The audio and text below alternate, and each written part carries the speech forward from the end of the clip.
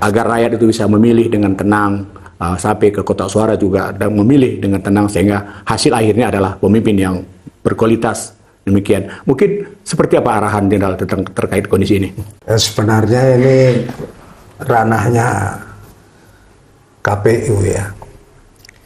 Tapi menurut saya bahwa rakyat Indonesia khususnya Gayo atau Aceh Tengah itu sudah cerdas-cerdas masalah pilkada, masalah pilpres.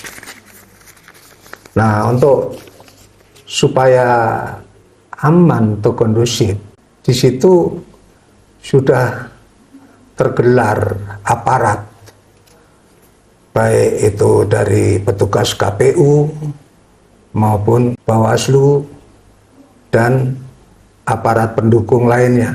Saya kira kuncinya ada di situ. Mempersiapkan masyarakat pemilih yang cerdas ini seperti apa, Jen? Ya, antara lain penyuluhan-penyuluhan, memberikan arahan-arahan, dan juga peran dari para masing-masing calon, supaya jelas dan tidak bingung siapa yang akan dipilih. Ya.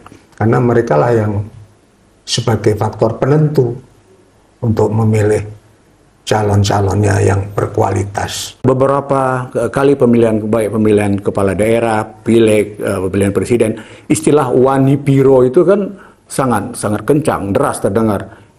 Dan seperti apa komentari istilah ini?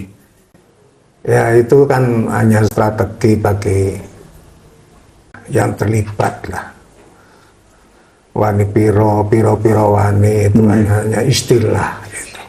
Sebenarnya dengan cara itu, ya, itu akan mengurangi dari kualitasnya. Sebaiknya jauhkanlah money politik. Jangan sampai kita itu karena dibayar sehingga memilih. Boleh dia pakai itu, tapi nurani masing-masing kan nggak bisa didikte.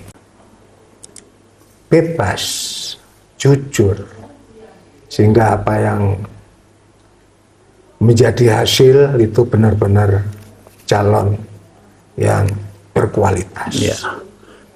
Aceh Tengah memiliki 295 desa barangkali yang ikut terlibat nanti dalam pemilihan kepala daerah ini. Pelibatan pihak eksternal seperti ASN, pihak kepala desa atau yang lain-lain itu mengintervensi masyarakat pemilih ini masih cukup kencang ini. Pedomani aturan, siapa yang melanggar ya proses, tapi harus ada buktinya, bukan katanya. Saya kira dengan aturan-aturan itu ya bisa memperkecil kecurangan. Mungkin himbauan Jenderal agar para aparat pelaksana itu tidak main intervensi gitu. Himbauan saya ya yang pertama adalah ikuti regulasinya, aturannya. Ya.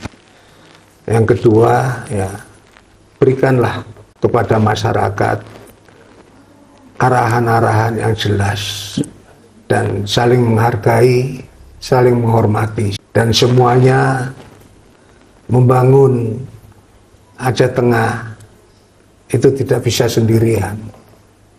Maka setelah terpilih, maka semuanya membantu untuk membangun demi masyarakatnya. Ada satu harapan dari masyarakat, Aceh Tengah lebih baik. Apa komentarnya, Jen? Ya kalau lebih baik, yang jelas harus bersatu. Masyarakat membantu pemimpin jadi pemimpin yang melayani masyarakat. Sehingga hasilnya bukan aku, tapi kita bersama masyarakat. Mudah-mudahan Allah memberikan petunjuk. Menyala. Kita semua punya mimpi, bersama kita wujudkan. Membaktikan seluruh potensi melayani rakyat.